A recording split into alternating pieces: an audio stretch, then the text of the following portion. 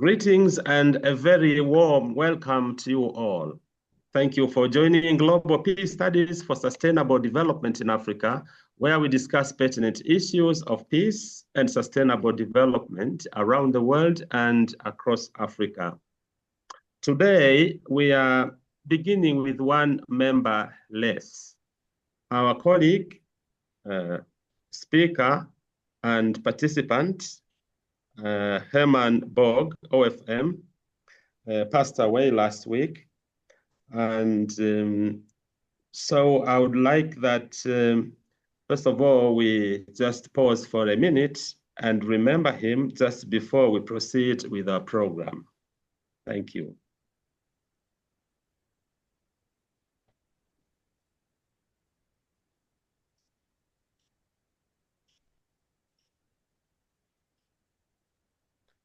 In remembering Hermann, we have got our friend Washington Ndirangu, who is in Kenya and has worked with Hermann for a long time. I don't know whether Washington, you are around. Otherwise, he will join us later because he would like to say a few words about Hermann Borg. And maybe as we wait for that, let's play just a 2-minute video in remembrance of our colleague and friend.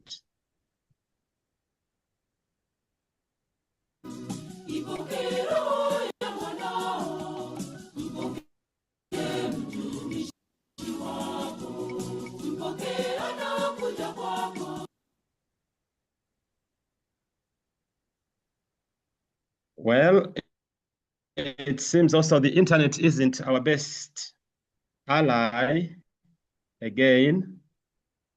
But if Washington, you are there, please let us know.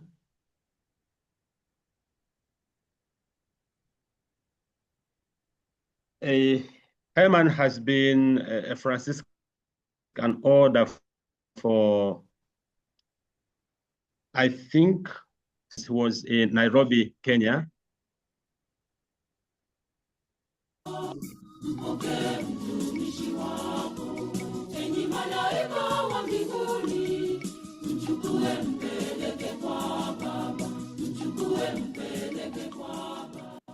It is with deep sorrow and in full submission to the will of God that the Provincial Superior of the Order of Friars Minor, OFM, Reverend Father Frederick Odhiambo, announces the passing on of his confrere, Reverend Father Hermann Borg, who went to be with the Lord the morning of July 4th, 2025, after suffering a heart attack while receiving treatment at Aga Khan University Teaching Hospital, Nairobi. Reverend Father Hermann Borg was a devoted servant of the Church and the people of God.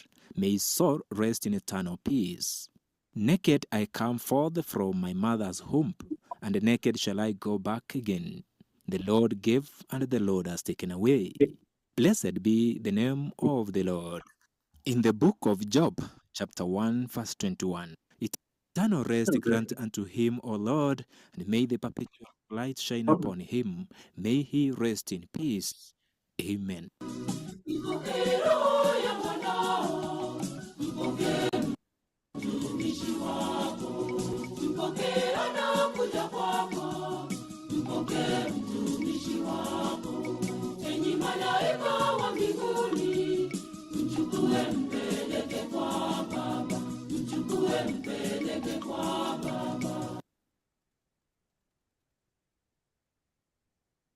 Yeah, thank you so much indeed for remembering our brother, our friend, our colleague, Mama,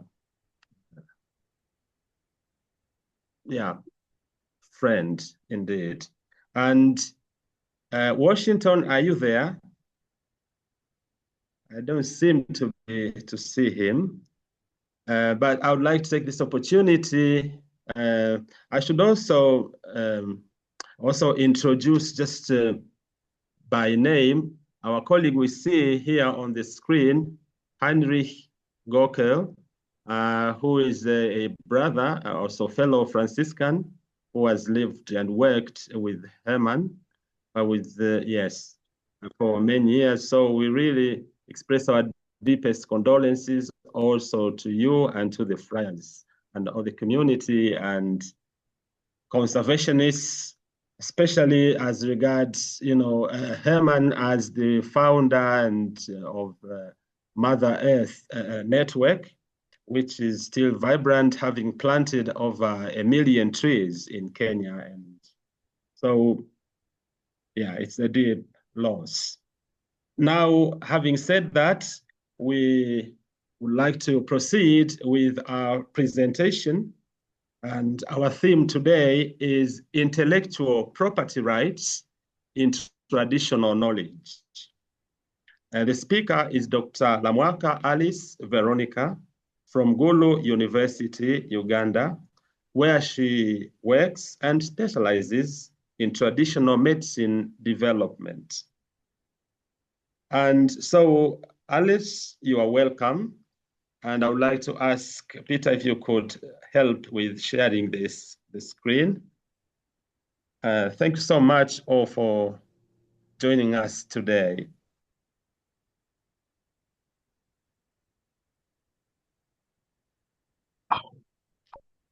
And I can see also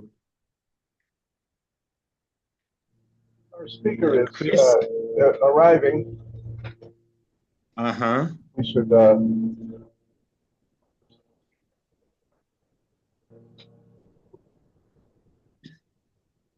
all right, so the screen is coming. The speaker is coming. I will share the screen now, right?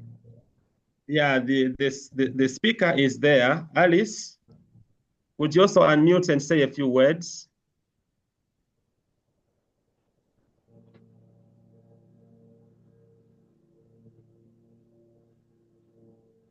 Alice, if you hear me, please, can you unmute your microphone?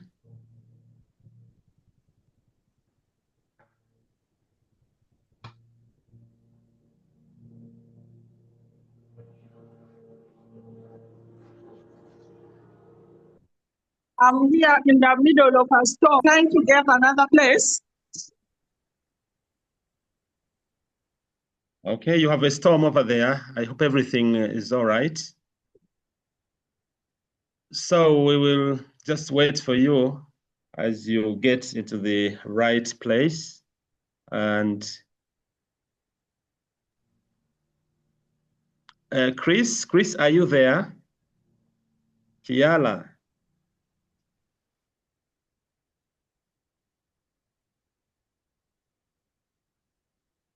Oh, it's raining in Gulu.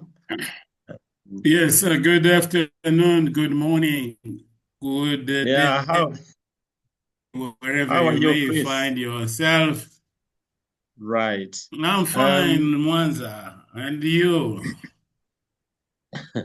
So we are also happy to have Chris, not just online, he's with us here in Mwanza, came all the way from South Africa, and is at my university giving courses, public lectures since last week. This is how I see our Mama network developing. We are online, we are physical, and we broaden our networks.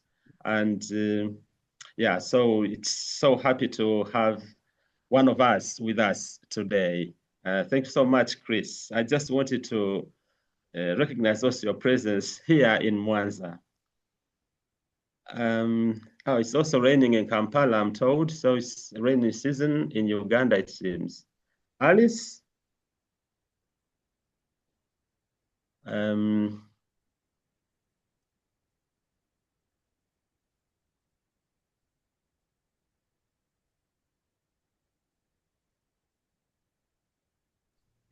Well, the mower is on the other end of the field. Maybe we could have a word extemporaneously from friends of our late friend. If anyone who knew him well wants to. Yes. Actually, in the meantime, as he prepares for that, Peter, I have a message here from the young Friends of St. Francis, so young Catholics who we worked with Hermann, and this is what they say. Tribute to Father Hermann Borg, founder of Mother Earth Network, Baba Miti, father of trees. We mourn the passing of Father Hermann Borg, OFM, a beloved Franciscan missionary and founder of the Mother Earth Network, whose life radiated deep love for God, people, and of all creation. Affectionately known as Baba Miti, father of trees in Swahili, Father Hermann dedicated over 4 decades to pastoral service and environmental restoration in Kenya. Through the Mother Earth Network, he led the planting of over 1 million trees, inspired climate action rooted in faith, and brought Pope Francis' Laudato Si to life. Father Hermann was more than a conservationist. He was a humble friar, a builder of peace, and a spiritual father to many. He had a special love to the Franciscan youth, known as Yufra, and the lay Franciscans, OFS, encouraging them to live out the Franciscan values of simplicity, service, and care for creation. Through his mentorship, many young people discovered their vocation in faith and in action. Though he returned to the Creator he so faithfully served, his legacy lives on in every tree planted, every heart formed, and every community empowered to protect our common home. Rest in peace, dear Father Hermann. Your life was a seed, your legacy is a forest. So thank you so much for listening. So anybody would like to say just a word or two about Hermann Borg, you are welcome.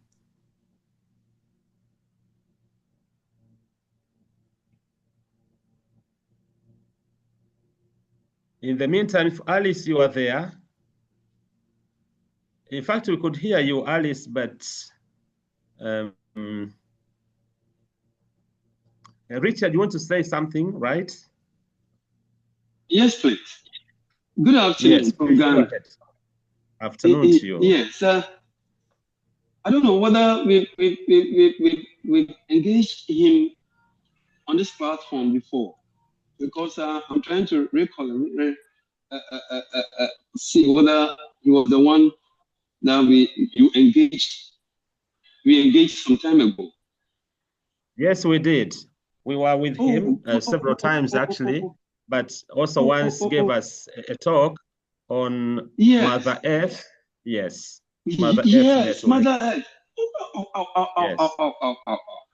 It's not easy. Yeah, it was on the 3rd of so June, 2024. So it has been like a year. Yeah. Was there any sickness, any illnesses, and his? Yeah, he was ill for a short time, about 4 days, and then he died of a heart problem. In Nairobi, and will be buried tomorrow in Kenya, Sobukia area. I see our speaker is. I think our speaker is set up. She has a message in the chat of greeting. Great. So Alice, please welcome and proceed.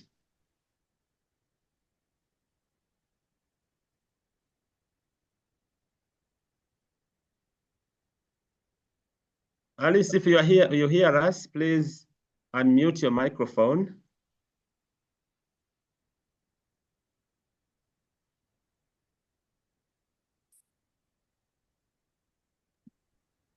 No, I can hear you now. Okay, nice to see you. Can Nice you raise your chair a bit up? Oh. We are trying to connect in the middle of a storm, eh? Right. Yes, so all right, I think.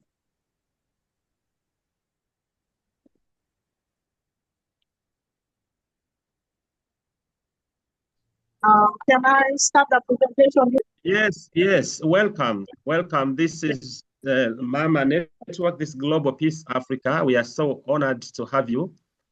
And so please, you're welcome to proceed with your presentation. Thank you very much. Thank you very much, everyone.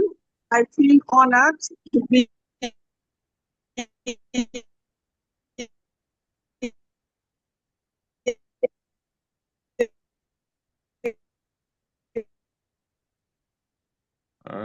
The connection is very bad. We don't hear what you are on saying, this Alice. group to make my presentation here today. Very, very heavy storm now.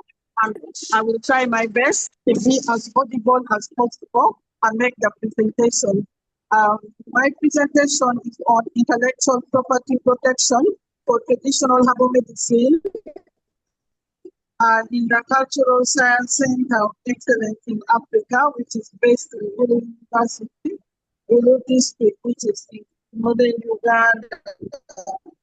We will look at the challenges and opportunities related to the intellectual property protection.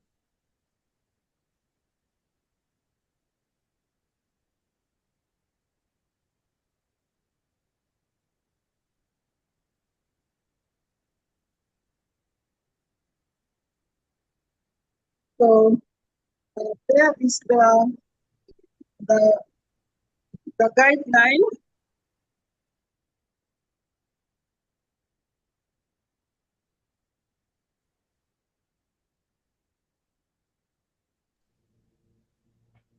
Now, please go ahead. We hear you, Alice.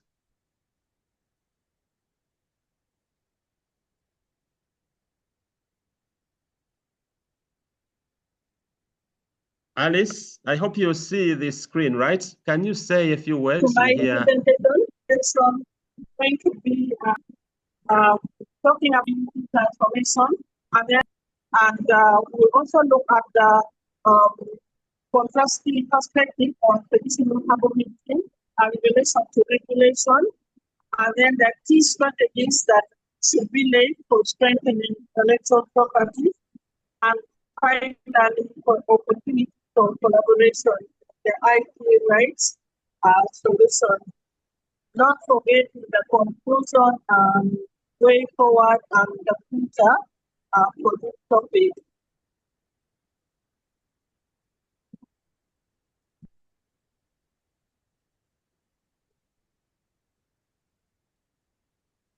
So when we talk about intellectual property rights, in order to get an understanding of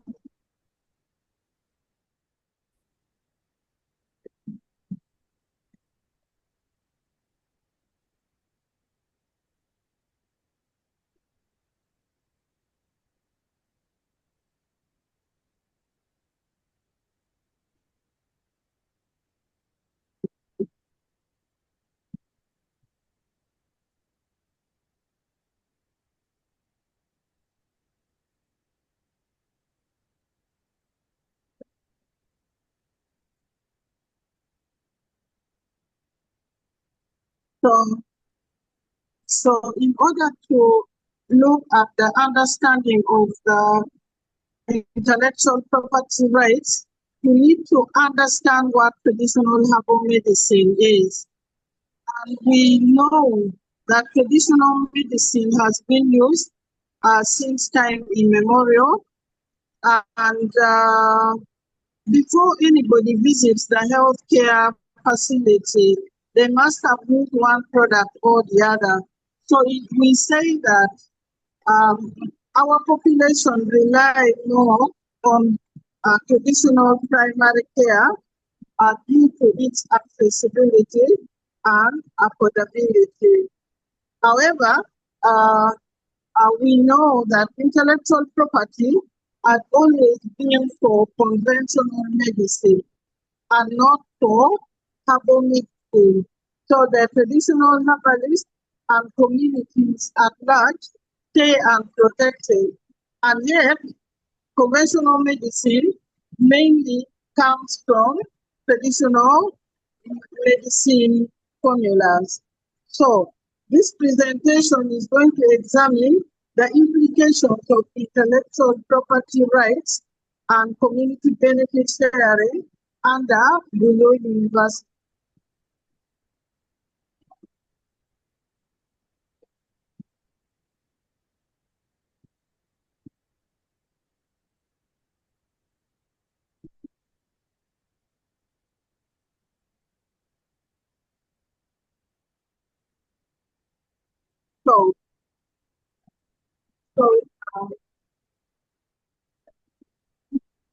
So what do we do?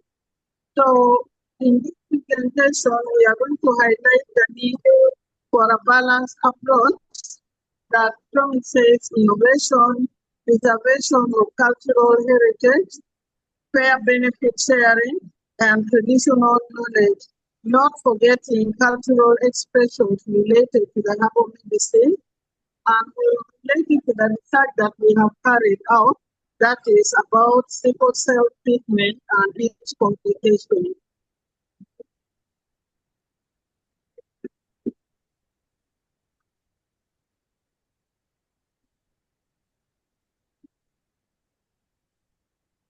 Now, we are talking about intellectual property rights, but do we know what they are? So we need to look first at the types of intellectual property rights. We have number one, patents, and we know that many times people think of novel, conventional things as that should be protected. So we need also to protect novel herbal medicine formulation, the extraction methods, or the treatment processes. You note that during the COVID-19 period, we innovated herbal medicine that was able to protect us before the vaccine came in. And thereafter, we got the copyright for the medicines which we developed, and it is called COVID-19 one. Now, there's also what we call the trademark, which protect brand names, logos, and distinctive signs for other products. But now, for herbal products, it's just coming in as a new innovation, and it's not being considered as a brand name. And yet, we can work on that and make it a trademark, like the ones that we have. I gave you an example of COVID-19 sickle cell care. Then there is geographical indication where we can use to protect traditional knowledge, like we have secret trees and secret animals, and this is linked to specific regions. Say like in Uganda, northern Uganda is noted for several biodiversities, which is specific for this region, and you will not find it growing elsewhere. A case in, as an example, is in Noya district, where we went to carry out research looking for novel cure or prevention of sickle cell disease, and we came out with about 152 notable products. Then finally, traditional knowledge. This we think that must be copyrighted, or we need to gain intellectual property for, to protect indigenous knowledge. You know, many a time they think that it is free, but there's a lot of knowledge out there in the community which has not been documented and needs protection. There are lots of innovations and practices related to herbal medicine, like herbal remedies for sickle cell. I continue to say, because sickle cell is a devastating non-communicable disease that causes or affects socio-economic status of a family that has a patient. So We can also find that as science, we may have specific plant extracts or preparation method that needs to be protected.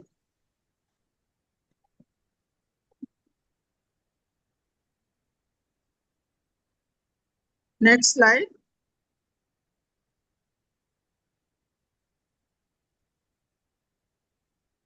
The next slide. Sorry, are we on number 6?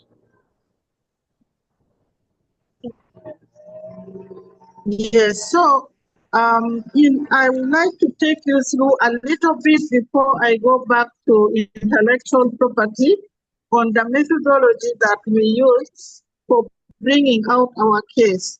What we did was we used ethnobotanical surveys.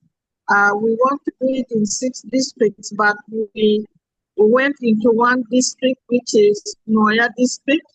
And our study design was we had a case study looking at the quantitative and qualitative method. Yes, and we used focus group discussion. We even had questionnaires which were specific for management or traditional management of sickle cell condition.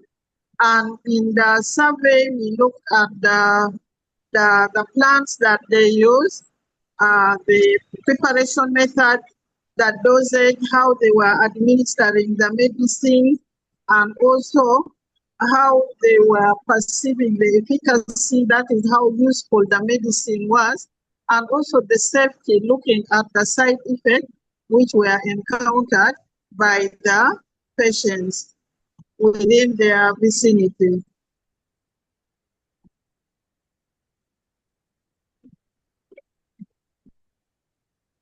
Next slide.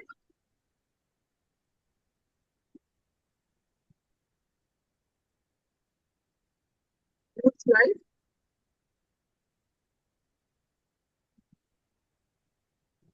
Yeah. So we had to enter this data into a software, and then we made an analysis. And semantic analysis using descriptive statistics, we were able to identify the patterns and trends in traditional herbal use that was done within the community. And we came out with over 152 plant species that were used, and by our verification from the laboratory, all of them seem to be having bioactive substances, and we zeroed on the preparation methods. We looked at the dosage, how they were dosing it and how they were administering. And then we looked at the perceived efficacy and safety, and drew a conclusion that most of these plants were actually safe to use, but our due concern was on dosage, formulation, and standardization, so that we could recommend it for use as a clinical instrument. And then we asked them about their understanding of intellectual property and intellectual property rights, because many of these plants that we found out within the community needed to be protected and copyrighted, and yet they were not knowledgeable about intellectual property and intellectual property rights. Next slide.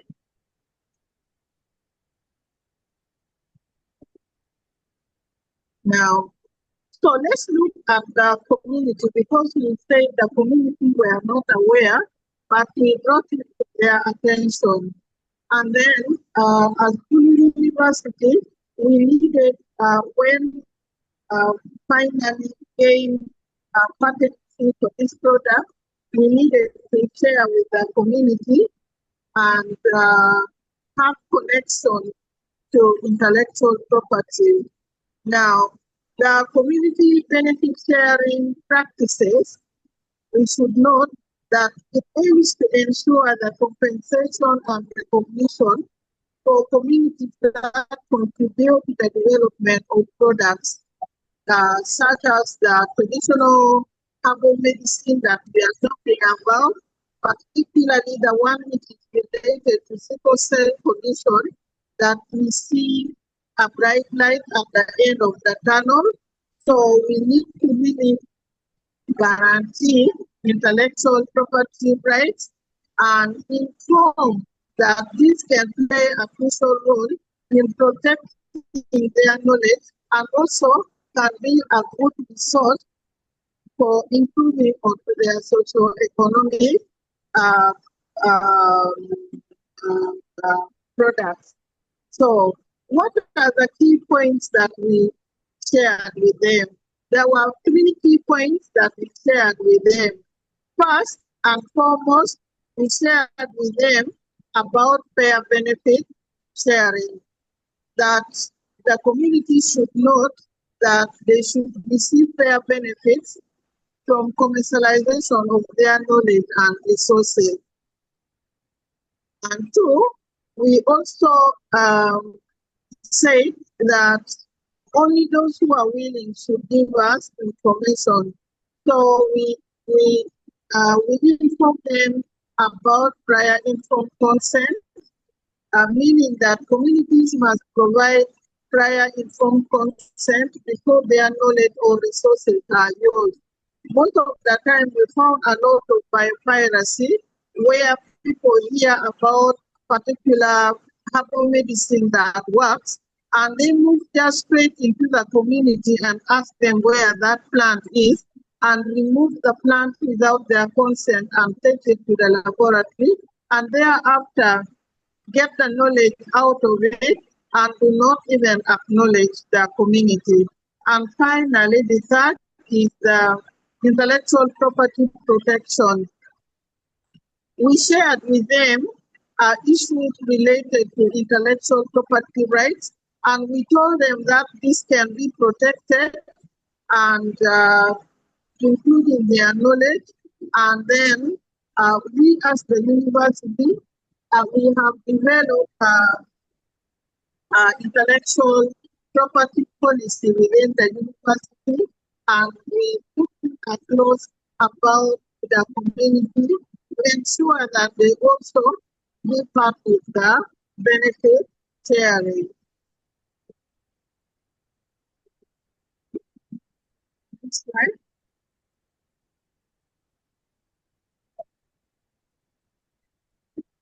Now, what are the examples? Yeah, so there are several examples, but I am going to give you only 2 that has been practiced at Gulu University. That is the holding together with the communities around. You know, our mission and vision is for community transformation. So we are a university that is engaged with the community, and we work on traditional knowledge together with the community. So whereas we are in Gulu, we have our branches in several districts within Uganda. So we share traditional knowledge with the community on herbal medicine, and more so now, particularly for sickle cell condition, because it is a hot start which is going on. We also share the bioprospecting, that is, we are in touch with the community and the pharmaceutical company, which are trying now to access our genetic resource in conjunction with the community, because we know what is called community-based participatory action research that is working together with the community. So we share traditional knowledge and we get traditional knowledge from the community, and we actually not to keep on hearing about benefit sharing agreements. We put the agreements and non-closure agreements with them, and we make sure that we stick to that to gain trust and confidence with the community. So what are the challenges? There are several challenges. However, I'm going to mention only three. Now, one of them is power imbalance. You will realize that we know that our community, because we work with them, they lack bargaining power. So this leads to unfair benefit sharing agreement. You find some of them do not know it completely, and they will say, well, I have given you. If you know how to use it, you use it. But as a university, we are not taking it for free. We want also them to know and enjoy the benefit. Then too, we have lack of awareness. Most of the communities, as I mentioned before, they are not aware of their rights and also on the intellectual property laws, which is something that must be taken, and we need to lobby with policymakers that the program is put on board so that the community gets to know that they have rights and they are protected by intellectual property laws. Now, finally, the cultural differences. In Uganda, we have more than 65 tribes, and all these tribes have different cultures. So the different cultural groups also have different cultural values and practices. So this, in most cases, leads to conflict over benefits what? Sharing. Next slide.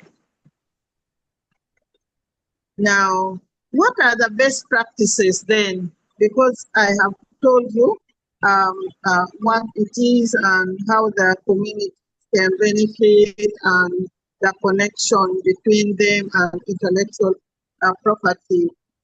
So the best practice then is to prepare community-led agreements where communities should lead the development and benefit sharing agreement. I told you that at Gulu University, we are an engaged university, we are engaged with the community, and then we practice community-based action, participatory research. So they are part of us, and the university has built a center where anyone from the community who wants to engage with the community can come, participate, learn, and also stay at. To the clear communication. Yeah, we try to ensure that communication between the university and the community is clear and transparent, particularly about benefit sharing and agreements. So how did we do it? We have translated everything in the local language. We did them as part of the system and giving us ideas and their input. And it has been a very, very nice experience. And finally, we have fair and equitable benefits. At Gulu University, we have built a center where they can come and sell their medicines with value addition. And that is a benefit to them, which we feel it is fair, it is equitable, because they gain training from us how to standardize and formulate, and then it reflects the community's contribution, because it is something that we can see, we can feel, we can touch, and we can celebrate together. And I would like at this point to make an announcement that on next month, August, from the 24th to the 31st, we'll be celebrating the African Traditional Medicine Day with an awareness week that begins from the 24th and ends on the 31st on the climax. Why? Because the African Traditional Medicine Day is usually celebrated on the 31st. And the community now knows that the university wants the awareness week every year celebrated, and they have already come and they are trying to prepare.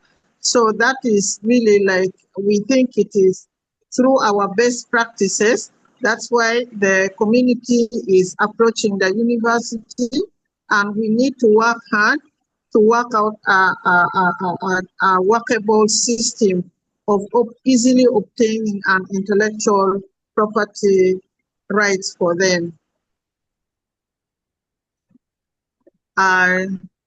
Now, what are the key challenges? Because not all that glitters is gold. So we also have challenges in safeguarding traditional herbal medicine. One, we all know, you and I, that there is lack of documentation throughout Africa, I think, because traditional medicine knowledge and herbal medicine products are often taken for granted and it is not documented, and it makes it difficult to preserve or pass on the knowledge to future generations. The message which has been passed on is oral and from tradition, from generation to generation. When a particular family has, it is only that. And if a person dies suddenly, generally they die and go along with all that knowledge. So at Gulu University, we are trying to document and put it in the library so that east or west, anyone can come to the university and through following the right procedure, can access the information. And two, inadequate regulatory framework. Whereas conventional medicine is well regulated, this is an area that was left for a long time unregulated, and the existing regulatory framework are often weak and lacking in clarity or poorly enforced, which hinders the effective regulation of traditional herbal medicine products and the practices. And then we also have the bureaucracies in registration processes, whereas it is very easy and straightforward to register conventional medicine. With traditional medicine, it is not very easy. The system is so complex and costly. You must first carry out this research, do that, do efficacy studies, do safety studies, do animal studies, do that.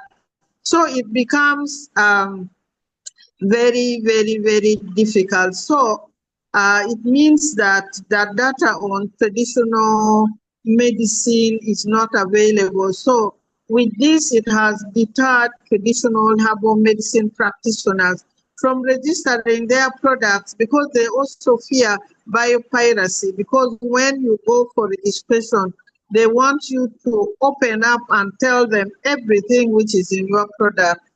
And this makes it challenging really to them, and then they therefore want to use it the way it is, which makes it very difficult to ensure the quality and safety of the product. So as scientists, we need to work, thread softly with them and then work it correctly to gain their confidence and trust. So finally, this mistrust and limited collaboration often between herbal traditional medicine practitioners and the scientific community really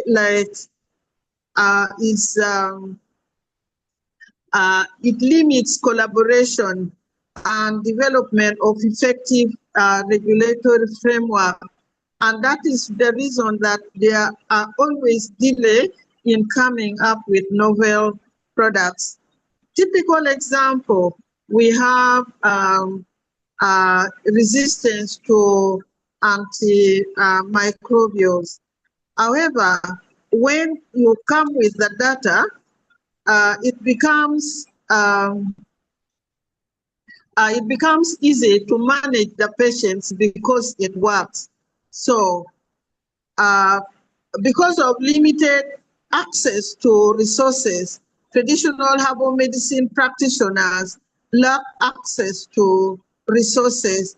And now that we have had this, what can we do to support them, to fund, to get infrastructure for them, to train them, and have critical mass of personnel that can support them in the development of their medicine and commercialization of traditional herbal medicine products. And this comes along with quality, you know, to add value addition. You need to have quality control and safe products. So this safety concern really is a significant challenge due to lack of standardization procedures and quality control measures. And finally, the intellectual property protection. If you don't have a value-added product, it becomes very difficult to protect the intellectual property. And therefore, we need to lobby with the existing framework to provide adequate protection. And in Uganda, we are very lucky that the president himself is pro-traditional medicine. So there is need to lobby more with government to get support and more commitment so that traditional herbal medicine regulation and development is done, and then they are protected using the intellectual property. Next slide.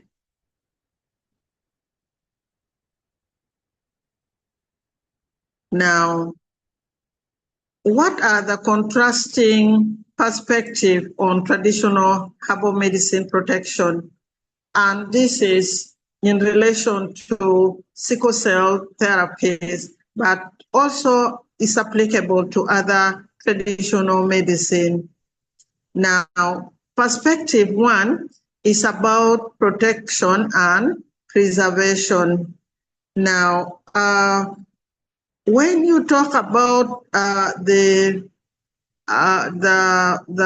traditional healers, we mean the one which is in the indigenous community.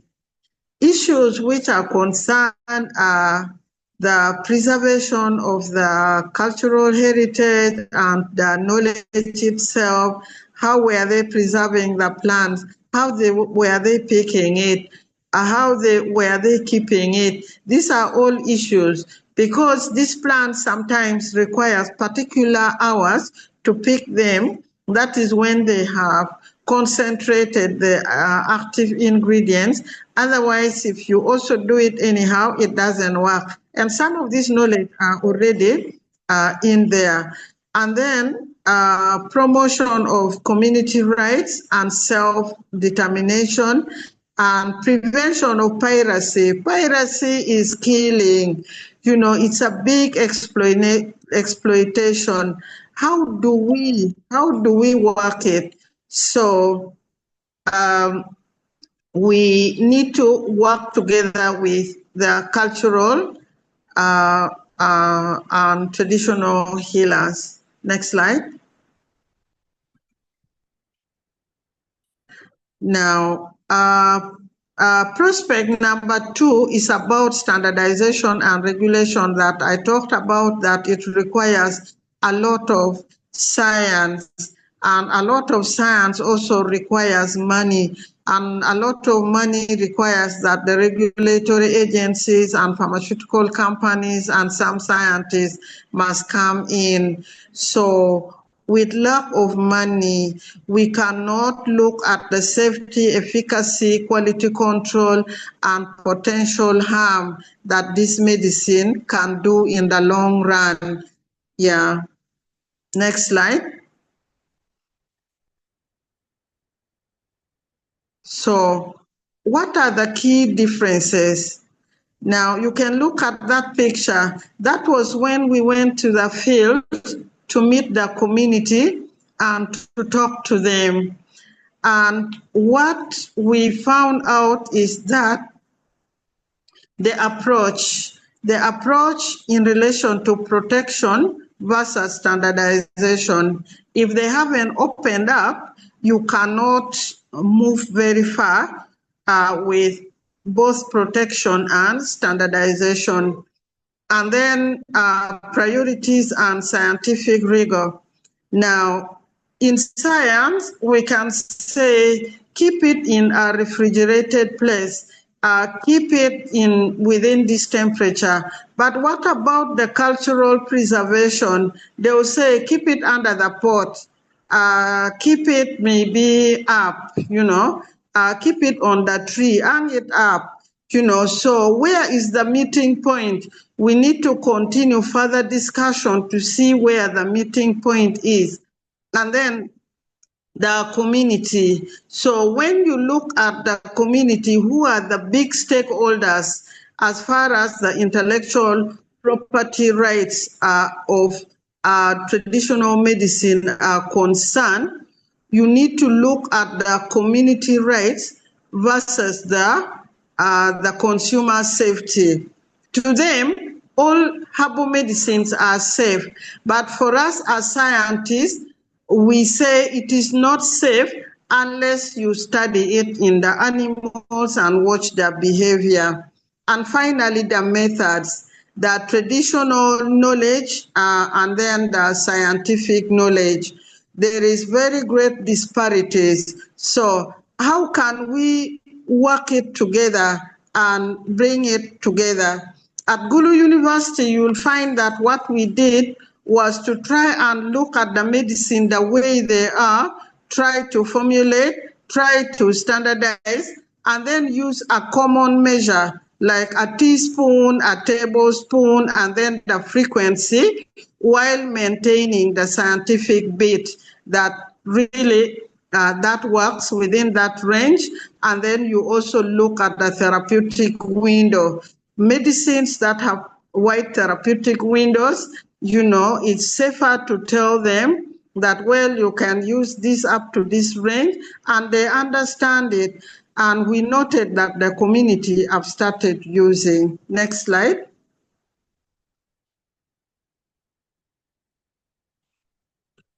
Yeah, so now our strategies, all of us who are listening to this presentation, our key strategies should be for strengthening intellectual property protection. Now, I will talk by Uganda standard. By Uganda standard, Uganda already have the Uganda Registration Services Bureau, which is trying to get copyright and trademarks, yeah. And then we have the National Council for Science and Technology, the Ministry of Health, and the National Drug Authority. Now, they are useful for documentation and registration, ensuring documentation and registration of traditional knowledge and IP rights. And then they also try to enforce the law, effective enforcement of intellectual property rights in Uganda's herbal medicine sector. They are threading slowly by calling them for trainings. So this, they have been joined by WIPO, the World Intellectual Property Organization, and they are doing a great job. And then also through collaboration, they are encouraging collaboration between researchers, traditional healers, and the industry. So this is a bit that Gulu University has taken seriously, and it has supported us in developing our intellectual property policy for the university. Next slide. Now, what are the opportunities? We have the public-private partnership, where there are three things: the opportunity, benefits, and then there are challenges. So Here, there is collaboration between government agencies, private companies, research institutions, and then also to commercialize it, you sell your patents and then gain royalty. Next. And then we also have the benefits, which can be shared resources, expertise, and risk, increase innovation and economic growth. We told you that Gulu University has a center for them where they come and sell. And that is good because the lecturers of the university supports them with their innovation. Next.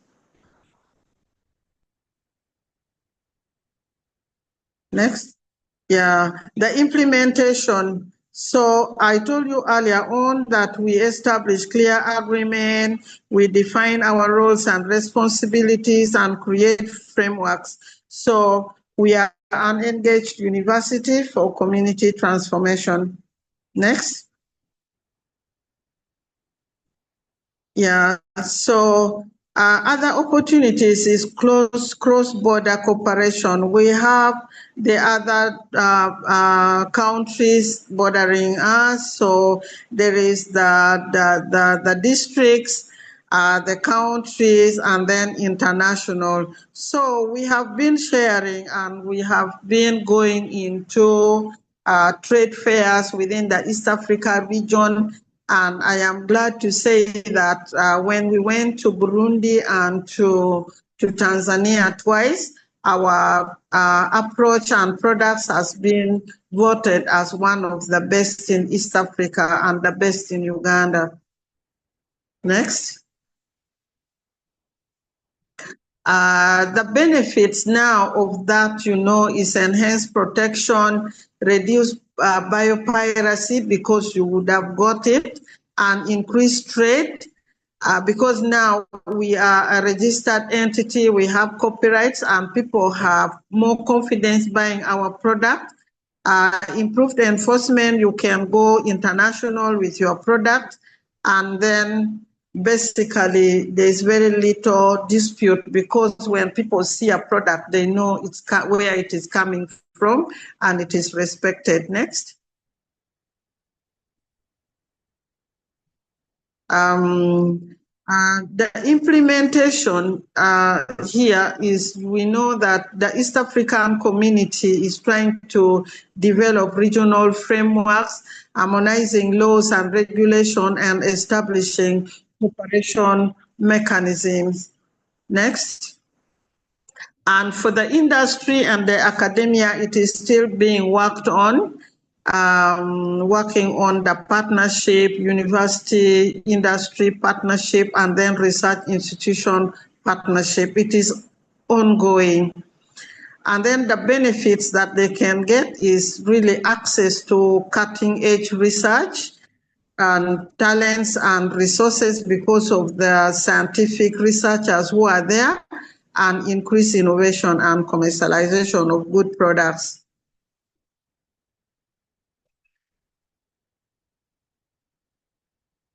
Yeah, so now again for the implementation already, I told you that East Africa is working out something locally, regionally, and internationally.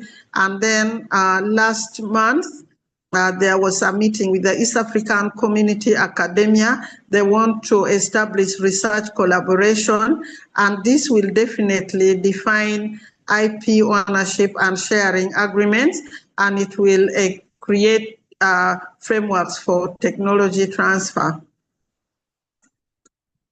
Then what about community engagement? There are various opportunities while engaging with the communities. They have rich knowledge, and they have rich biodiversity. So as I said earlier on, that we have communities that are very rich in culture. So there is need to collaborate with the indigenous communities, traditional healers, local stakeholders within their community to protect traditional knowledge and cultural expressions, because most of them are good and we shouldn't lose them. And the benefits is really preservation and fair benefit sharing and empowering the communities. Next.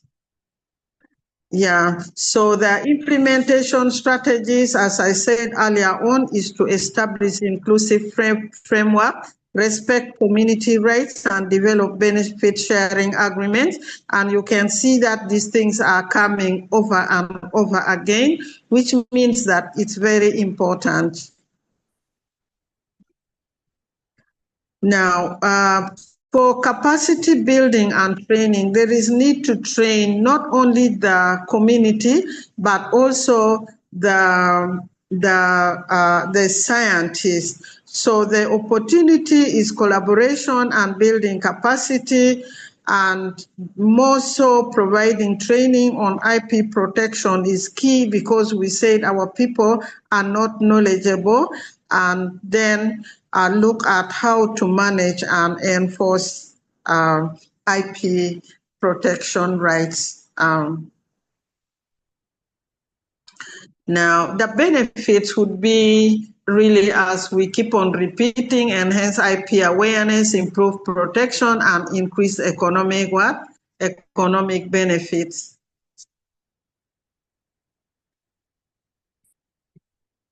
Now, how should it be implemented?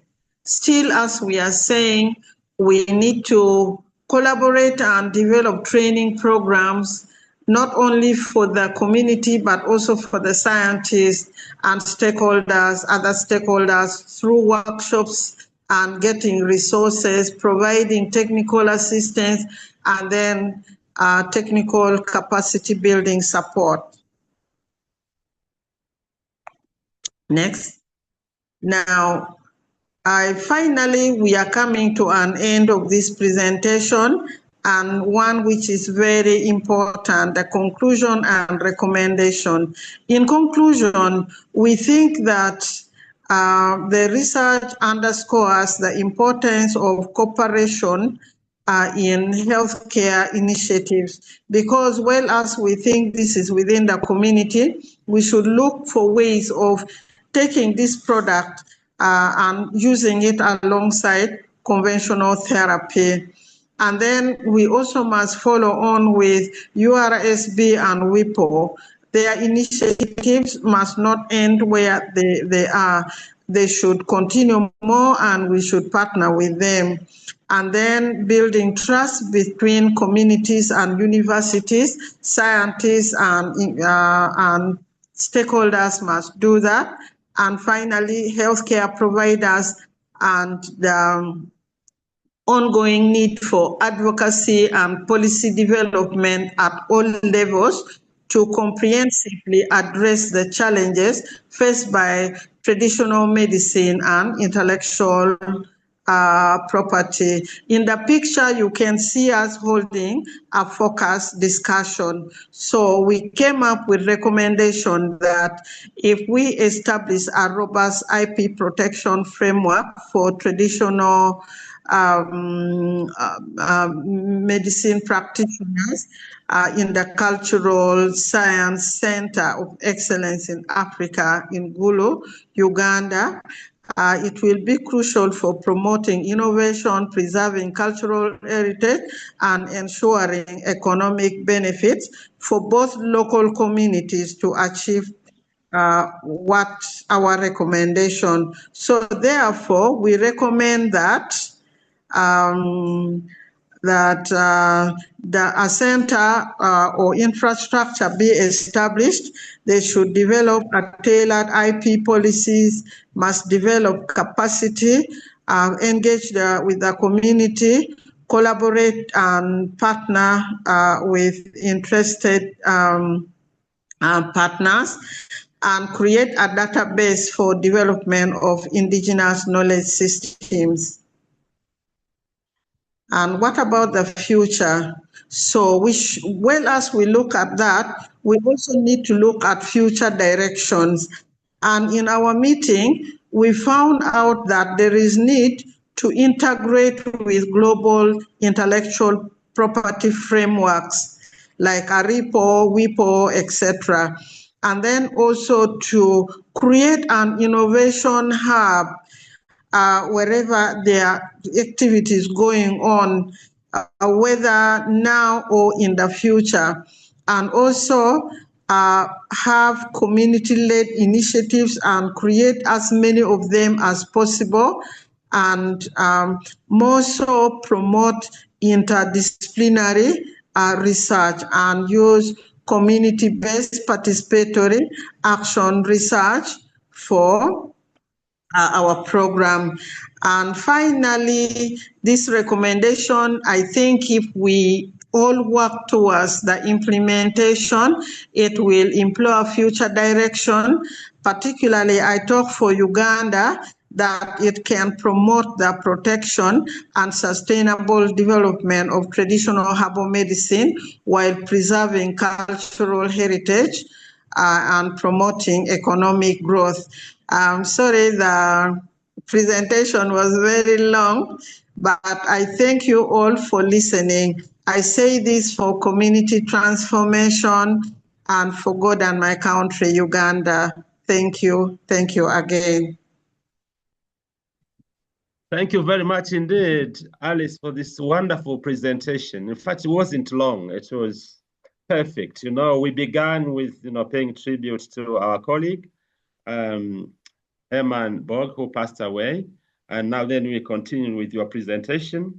It's a very rich presentation for sure. And I would like to ask Evelyn to begin with her comment or question and then go to Honestly Just Joe.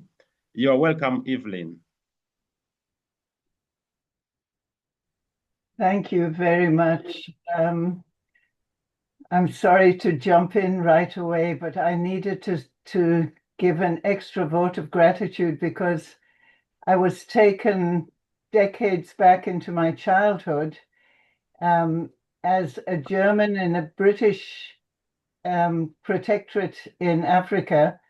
I was born and considered an enemy alien, and therefore our interactions after release from prisoner of war camp, was to a very isolated farm, and our interactions were with our Tanzanian friends. And the reason I bring this up is a very particular memory when my brother was suffering terribly from a really bad inner ear infection. And so I would like to honor Mr. Waleki. Mr. Waleki, who was a traditional healer, and may his soul rest in peace. I would like Mr. Waleki, wherever you are, to know that I'm honoring you today because he came with his medicine.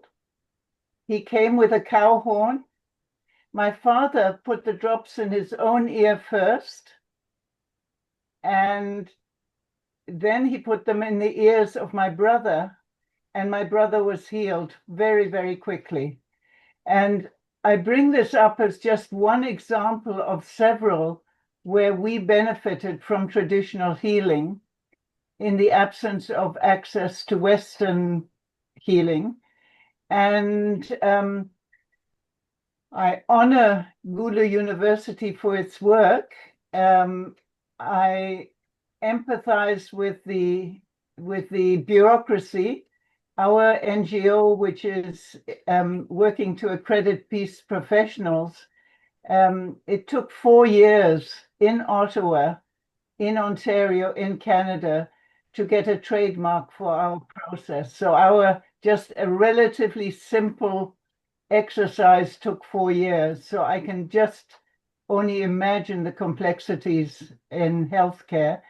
And finally, my question is, I recently returned to my childhood home, and the forest, the rainforest or the virgin forest around our farm which was trees of, which has been there for 1 million years, has been drastically reduced. And therefore, with it, of course, the medicinal plants. And I'm wondering the degree to which Gulu University is also interacting with forest preservation authorities. But again, thank you. Thank you so much. Thank you very much, Evelyn. Maybe you would like to respond to that, Alice? Yes, please. Thank you very much once more. You might have heard that in our vision and mission, we have protection of biodiversity as key. So in the process of is buying land and equipping it or planting herbal products, that is indigenous trees within the forest. Even the village that I talked about, that is a former forest, and we are reforesting it again. That's why we call it a biodiversity garden. And each time we get visitors, we bring them to plant at least one tree of traditional or indigenous origin. And then we have my vice chancellor and a few staff, including myself. We have a radio program on Saturdays and on Sunday where we talk and we advise the community not to destroy the environment, and we tell them the benefit. And apart from that, during the COVID-19 epidemic, the episode, the people were rescued from herbal medicine, and our multifunctional lab was very active in the diagnosis, and we were going out to the community. So most of the communities in Uganda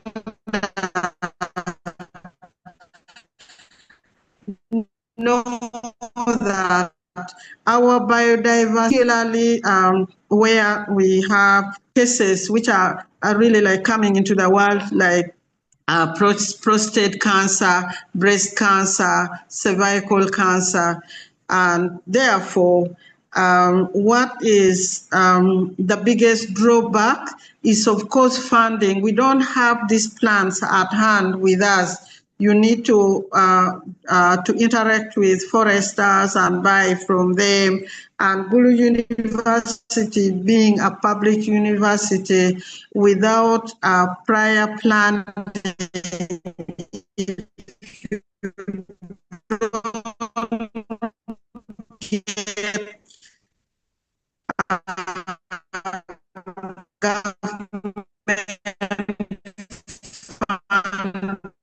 or government support, we have brought in small who are working alongside planting medicines for malaria, for other things. And because the message is going, the message is going, we note that we get calls from other parts of Uganda. That means that the message is sinking and the program is going. And finally, in commenting about that, we also have noted that because we insisted on forest cover, plant, everybody plant, we have Wabugia ugandensis. It is only found in Uganda, but it can treat 30 different conditions. And we think that it should be the first pharmacy in every home. So the president began the campaign that every home must have it. It all started from Gulu University. So now, if you look, because I think part of what the plant has is rainmaking. So you find the rain, Uganda is more wet than before. We are speculating and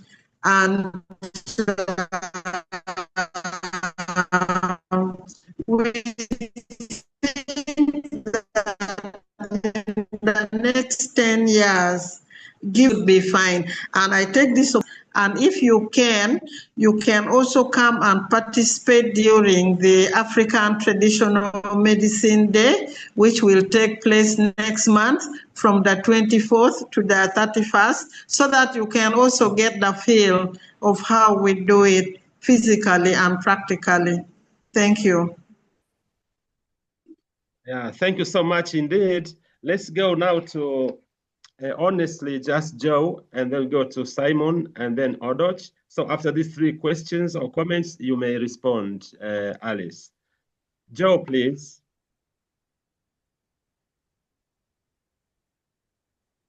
Oh, Joe has... Oh, thank you. Can you hear me? Yes, we can. Okay, thank you so much. Thank you so much for the wonderful presentation. I really enjoyed it. What came to mind was, let's rebuild the Library of Alexandria. Okay, so basically what this presentation highlighted to me is that at the very least in Africa, we need to find a way to create a culture of documentation. Because I was also thinking about the trouble that you have like with IP and stuff. I was thinking about the bureaucracy. If every society was trying to build its own library, and then before, isn't it because like things like registering and maybe like peer reviews and stuff, it can take a long time. Maybe each location should have its own small body of scholars, who at the very least can do a quick review of knowledge as it's coming within the community, and then have a database that's growing. It doesn't have to be officially recognized yet, but make sure that we have ways to capture knowledge as we are. Like before we wait for systems to be in place, for things to be easy for us to document and stuff, let's try to encourage documentation first. And then I want to believe that as now we're pumping out more of that knowledge, like documenting it and stuff like that, I think we will find easier ways around what's blocking us now. Because what I'm realizing is that we just need to have we need to inspire more scholarly behavior to preserve and create new knowledge. Because another thing that I've realized is that what needs to happen with knowledge is old knowledge and new knowledge also needs to find a way to like come together. So what's jumping out at me the most is that we just need to create a culture of documentation. This is going to create the things that we need that will make documentation easier. We have to start with making it easy to create the knowledge. That's what I think. But otherwise, I love the presentation and the points that were brought up. Thank you. Two so much, Joe. Simon, please. Thank you very much. I think that was an excellent presentation. I'll make two brief comments before my question. First of all, I happen to be lucky. I have a collection of essays written by Lutheran German missionaries in Namibia and Southern Africa in the 1800s, documenting herbal procedures and all that stuff. It's quite fascinating. A colleague of mine gave them to me before he retired. That said, herbal medicine in Africa is not just about treating; it's also the historicity. It's a bank of knowledge of the historical identity of a people, and which is quite different from how medicine in the West had played itself out today. So that said, while I enjoyed so much the presentation. I'm asking myself, how conscious are you guys? How aware are you about the temptation of slipping into a Western model of medicine, even in your pursuit of intellectual property realities? Because there is in African traditional medicine, it's not just only the domain of profit making. It goes beyond that. It's also about cosmic harmony and so on and so forth. So can this project help to decolonize Western approaches to medicine? Maybe this can be Uganda's contribution to that process that Africa can spearhead for the global community. Yeah, that's why I'm just thinking about that. How aware are you guys about this? Thank you. Thank you so much, Simon. And now we go to Odoch. Thank you. Can I answer that? Yeah, you may just hold on a bit until the Odoch finishes, and then we can answer maybe the two questions. Odoch? Thank you so much, Dr. Lamwaka, for the presentation. My concern was mentioned by my predecessor. In fact, I wanted to ask when you in Uganda will start calling traditional healers doctors, and when you will start calling traditional medicine just plain medicine. That's why I think my colleague who spoke before me really took words out of my mouth. Let me now ask my question, which is not the concern. What happened to traditional medicine during internal displacement periods, which was, I think, about 20 years in the area where you did your study? And two, the sickle cell medicine, I think, is wonderful. I wanted to find out whether it is just a management, a care kind of thing, or it's a cure. I would be interested to know this as well. Thank you. Thank you so much, Alice. You're welcome to respond. Okay, thank you. I begin by Simon. Unfortunately, you can't see my face because we had a storm. It is just going down, and we couldn't use the big screen. We tried to set it, but it was practically impossible because the light went off. It has just come back. What a bad malice. However, I'm glad it happened. Now, Simon, thank you for your acknowledgement.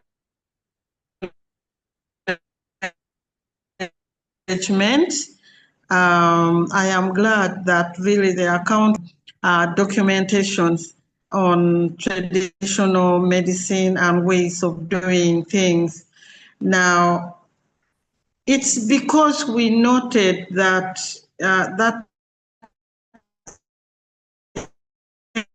area, nobody cared about it. We said, Gulu University was set up in the north for pacification of the north, basically to improve on systems that were lost. The people in the north suffered for over 20 years of insurgency, and they were in the camps, yes? So now, what is it? They needed to be treated different from the way other people are being treated. So when the university came, I am glad I was part of it. We had to build a motto for it. And that is why our motto, if you go to our website, I'm going to leave you with our website, is for community transformation.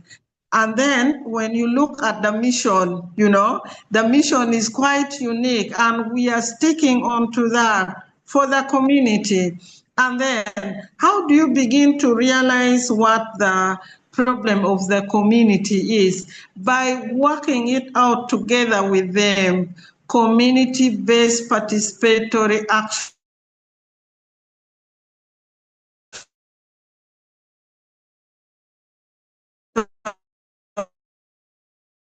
Research. We start from community that we got to know. Then we went in, and then they were using conventional medicine. And then talking to the community, we say, how about trying the traditional approach, you know? And it worked. You know, everybody, every sign, nodding syndrome of northern Uganda is not spreading, and it has remained with those who had, and even those who had are trying to recover. So that is already documentation, because if you go online, you find a lot of writers with the people. So within Gulu University, you can also Google, you'll find bridging knowledge systems. Bridging knowledge systems is some research that we are working on. And there you'll find that we are consciously aware of not slipping into the Western ways. We are trying to decolonize knowledge. We have what is called the Wang-O. Wang-O means the eye of zero.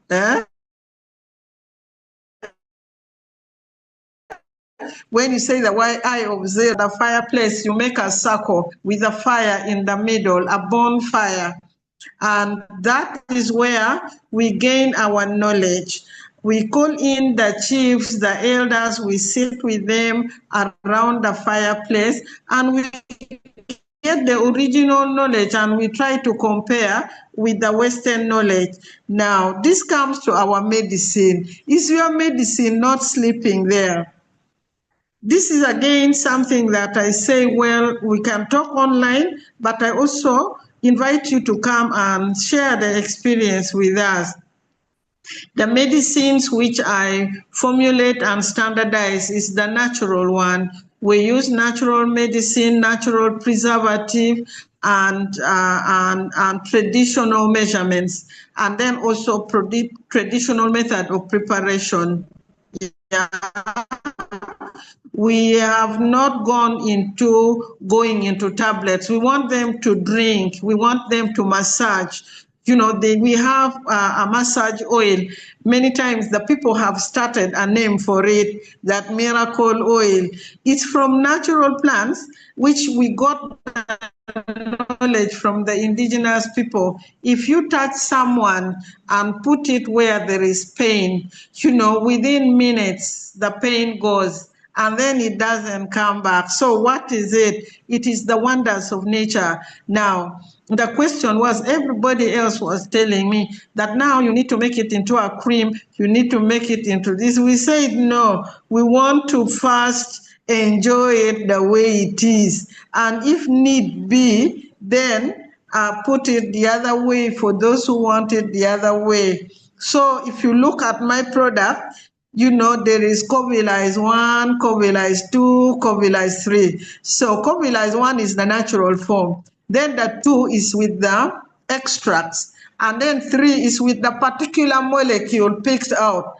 And what we notice also is that the one which is westernized, which is Covilize 3, has a lot more side effects, dangerous side effects, compared to the natural one, where we think the antidote is there. So we will not go Western. Our motto and movement as Gulu University is to decolonize the knowledge systems. Now, for the other one, he is concerned, and good that your concern was mentioned. I hope I have answered it. But in Uganda, I think maybe you are aware that we are calling them also scientists. Why? Because we bring them as Gulu University into the what? Into the laboratory. They are our research assistants because they know, and we have a 6 weeks training for them. And in that training, we train them about their traditional medicine because whereas one person may know that this medicine works only on headache, by our knowledge, we know several other conditions that it works on. We standardize it for them. And then we teach them the basic science and the basic medicine. We teach them quality assurance and quality control and value addition, including the traditional justice systems, the law.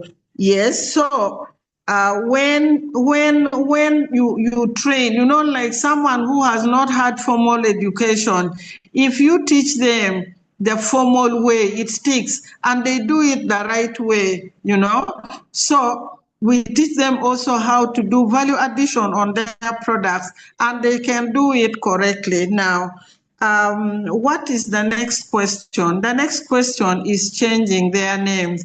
And I think the Minister of Science and Technology, when you go to their website, you see a name which we are trying to coin with them so that they also feel part of us, We are saying, in my presentation, I say, we need to build trust and we need to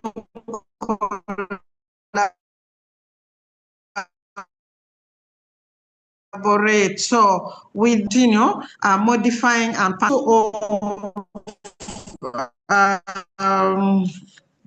question about what happened to traditional medicine when there was displacement. We had a lot of traditional medicine. In fact, it was good for them because no one harvested it. So it grew, If you look at Mulondo, Mulondo is good for, they say, erectile dysfunction, they say for cooling down HIV. I'm using their language, that it reduces the viral load by more than 80%. So that one, was in plenty. All the plants were in plenty. So whereas the displacement had its own effects, it really was good. So the disadvantage now is that when people went back, you hear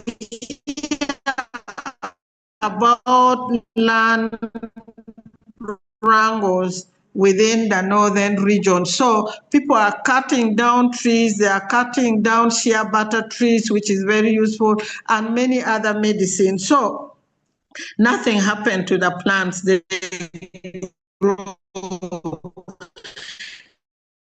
Now, on sickle cell disease research came that we were already using, and the patients were responding positively. One thing, our biggest thing that we wanted is to improve onto the quality of life. You know that when you have a child who is a sickler, you are also sick. And if you work sometimes with hospitalization, you have to miss your work. Now, if it can reduce sickling and then reduces the attack, to us it is something. And in many of the patients, it is reducing onto even blood transfusions. And for us now, why we are doing, look at the predictor to a cure, Now, if you get a medicine that displaces the sickle cell, and then it performs better than hydroxyurea, which is being given currently as the standard. And then there are clients who, on their own, decided to take it alongside hydroxyurea and reducing the dose of the hydroxyurea. Some takes hydroxyurea once a week or once a month, and then they are still fine and living normal. And then the signs and symptoms and sickle cell disappears. To us, really, it is something to follow and seriously. And we think that we will come with another novel medicine, second to Nigeria. I think in Africa, we are the second that is likely to come up with something very good on sickle cell. Please come and visit us, come and join us. We'll be happy to receive you since you say you have interest in sickle cell.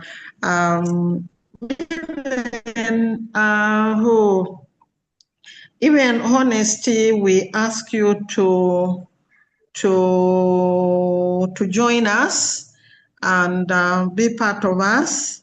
And if you can come and support us with documentation, because it seems you have very good ideas. I am impressed by your ideas. That will be, because as Gulu, we are trying, if you hit here, it is hot, you hit the other one. But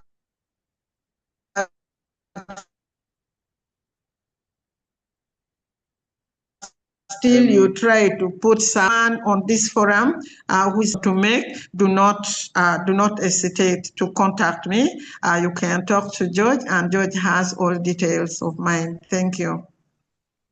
Yeah, thank you so much, Alice. Let's now turn to Janet and Mary, then we will finish for today. Thank you so much. Well, I'm astounded and blown away by your presentation, Alice, by the comprehensive and holistic level that the way it's integrated from the healers, the communities, the stakeholders, and how the university supports the interactions. And so I don't know if Simon is gone now. Simon, are you gone? But I may be, being by birth a Westerner and sort of an outsider. I'm looking to understand more about these holistic perspectives, and I'm just astounded by how beautifully you described it. I think because I think in the West, we don't have, many of us don't have any attachment to land, plants, anything like that. Although there are many people experimenting and using and teaching kinds of traditional medicines, even from, North America, from the indigenous people here. So I don't really have a question, but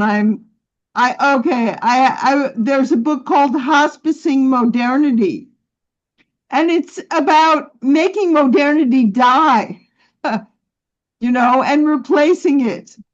And I think, though, you describe the reality, which is certain aspects of modernity, like scientific method, ways to standardize, measure, document, as Joe said, and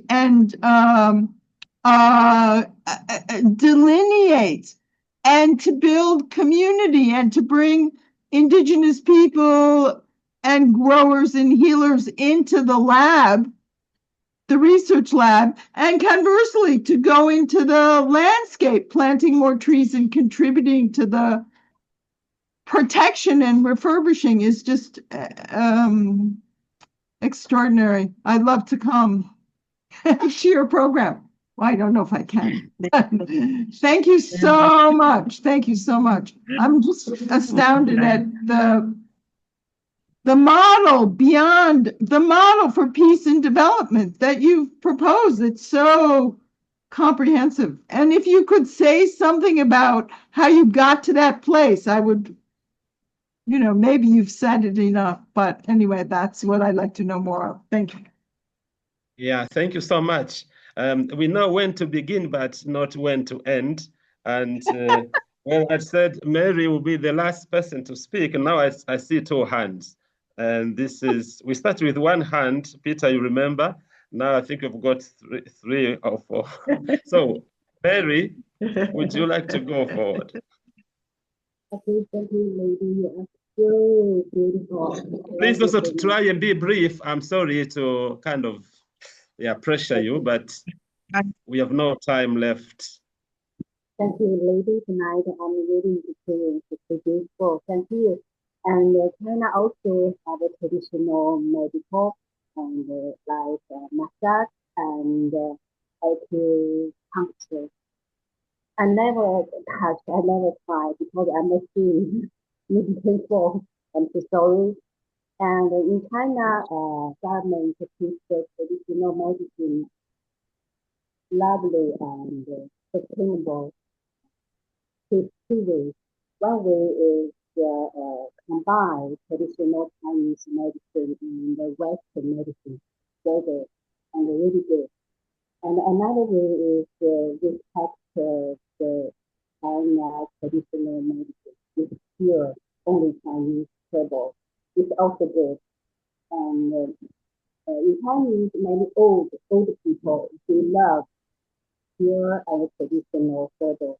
But young people like combine with things and